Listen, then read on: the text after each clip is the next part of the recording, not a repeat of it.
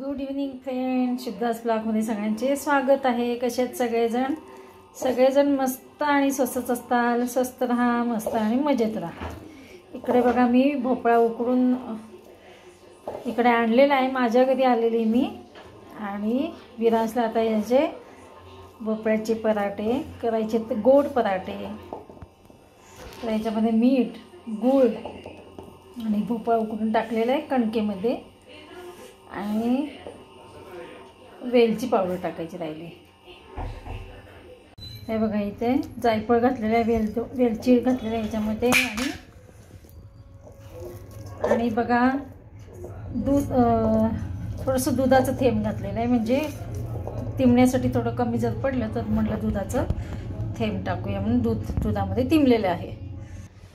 ते एक प्रकारे भोपळ्याच्या दशम्या म्हटलं तर चालेल, तांबड्या भोपळ्याच्या दशम्या. आता बघा स्वयंपाकाला मी चालू करणार आहे. इकडे विरांसाठी तर तिंबून ठेवलेलंच आहे दशम्या करण्यासाठी, म्हणजे भोपळ्याचे पराठे मीन्स दशम्या. आणि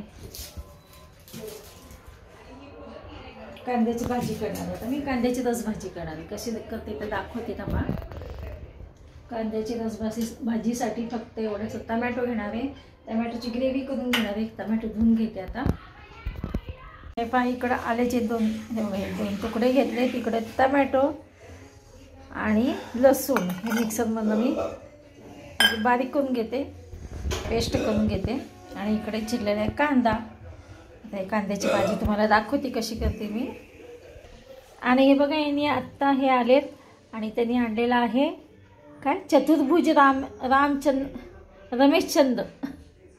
हे कुठलं आहे बघा, राजस्थान. हां, हे काय तुम्हाला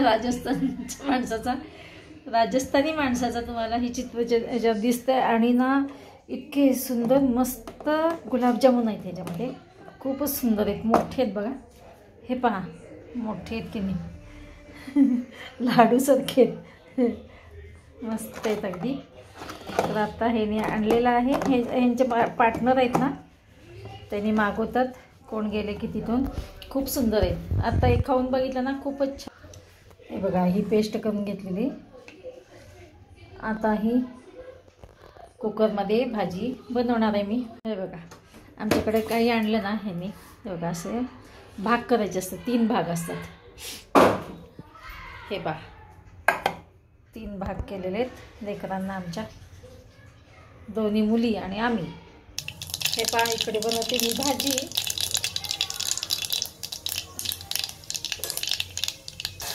हे बघा हे पहा ह्यामध्ये टाकलेलं आहे ग्रेव्ही, तिखट, आता मीठ,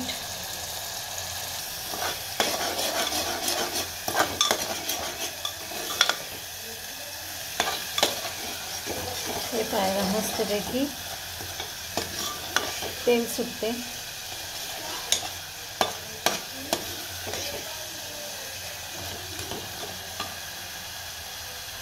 आणि ह्याच्यामध्ये बघा कसुरी मेथी थोडीशी टाकलेली आहे. हे बघा कसुरी मेथी टाकली, बरेच काही मसाला पण टाकलेला आता थोडा. हे ना आवडती कांद्याची भाजी. आणि म्हटलं रोज वरण, खायचं आहे वेगवेगळ्या प्रकारचे. कधी टमॅटोचं वरण, कधी गोड आंबट वरण, म्हणजे आमसुराचं वरण, कधी चिंचेचं वरण असं होतं. नाही तर लसणाची फोडणी, लसणाचं वरण. चला आता ही एकच भाजी बनवली म्हणजे मी वरण करणार नाही, आमटी करणार नाही. हे पहा अशी कांद्याची भाजी तयार झालेली आहे, पातळ अशी. कशी वाटते ते कमेंट्समध्ये नक्की सांगा. कारण का वरणापेक्षा ही भाजी अशी केली म्हणजे वरण पण वाचतं, वरण करायचं पण वाचतं आणि रसभाजी पण होती.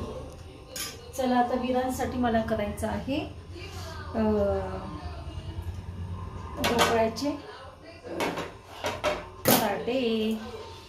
इकडे सासूबाईंना वाढते जेवायला. बघा गरम भाकरी, त्याच्यात तूप. त्यांना भाजी कमी वाढली आहे. भाकरी केली, भाकरी धरा. चला सासूबाईंना वाढलेल्या जेवायला. आता विरांसाठी मी करते, तुम्हाला दाखवते मी कशी बनवते. ते पहा भाकरीच्या तव्यावर बनवते मी विरांना. तांबड्या भोपळ्याचे पराठा, दशम्या. पराठापेक्षा दशम्या. पराठा हा तिखट असतो, दशम्या हे गोड असतं.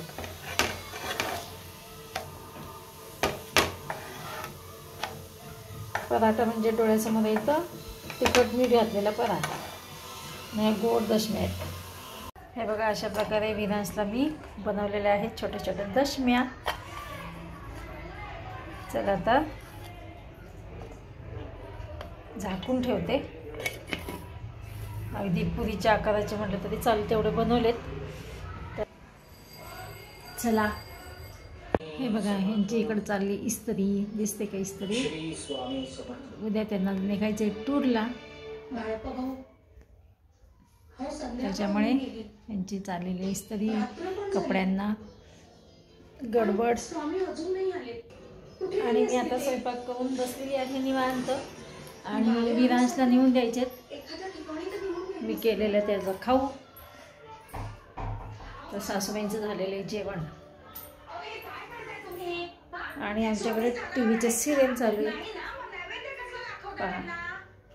Serial colours Marathi. तर चला ह्यांचं जाता तर विरांशकडे जाऊन येऊ.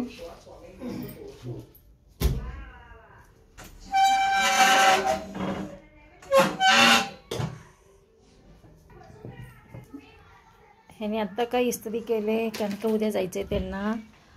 सकाळी 6च्याच गाडीने ट्रेनने जायचं आहे गावाला, जळगावला. तर बघा त्यांना 5 वाजताच घर सोडावं लागेल, म्हणून यांची चालली गडबड की चला इस्त्री करून ठेवतो कपड्यांना, पुन्हा सकाळी गडबड नको. तर चला आम्ही 5 मिनिटात निघू विरांशकडे. कोणत्या कलरची? 4 व्हीलर का 2 व्हीलर नको? बसत नाही ना, वारं लागतं का? थंडी आहे. विरांश आलाय आमच्याकडे बघा. आता थंडी आहे का 2 व्हीलरवर? कसं 2 व्हीलर जायचं? बरं ठीक आहे ठीक आहे. कोणत्या कलर? पुन्हा कोणाला न्यायचं? आजी आजी आबान विराज तिघच. डॅडू नको? डॅडू मम्मा. मम्मा डॅडू पण का? ऑफिसला कोण जाणार? बरं कसं? हे पण आत्ता विरांश येऊन गेला आणि आम्ही जाणार होतो विरांशकडे तेच डबा द्यायला आणि भेटायला. तर विरांश आणि विरांशच्या डॅडूच इकडे आले होते कारण का रसिकाचा आता सध्या कॉल चालू आहे. 7:30ला कॉल होता.